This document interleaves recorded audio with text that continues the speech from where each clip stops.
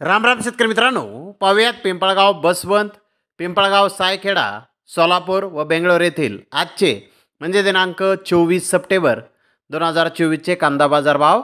चला तर मित्रांनो, जाणून घेऊयात कोणत्या मार्केटमध्ये आज कांदा भावाची आवकेची परिस्थिती नेमकी कशी आहे.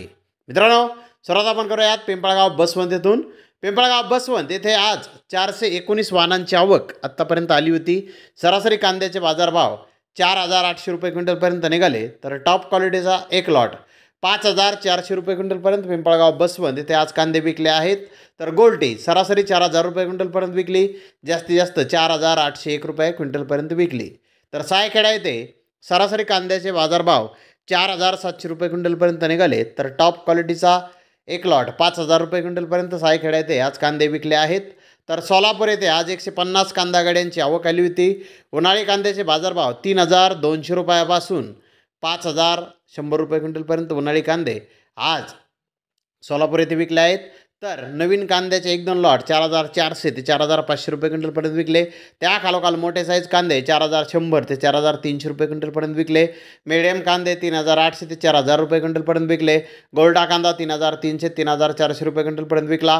गोल्टी 3,000 ते 3,200 रुपये क्विंटलपर्यंत आज नवीन कांदे सोलापूर येथे विकले आहेत. तर बेंगलोर येथे आज टोटल 87,934 कांदा गोण्यांची आवक आली होती.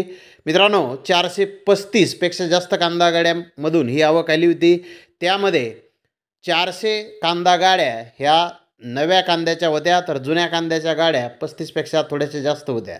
जुन्या कांद्याचे बाजारभाव 3,500 रुपयापासून 5,500 रुपये क्विंटलपर्यंत आज बेंगलोर येथे निघालेला आहे. तर नवीन कांद्याची आवक 400पेक्षा जास्त गाड्यांमधून आली होती. त्याला बाजारभाव 1,000 रुपयापासून 4,500 रुपये क्विंटलपर्यंत नवीन कांदे आज बेंगलोर येथे विकले आहेत.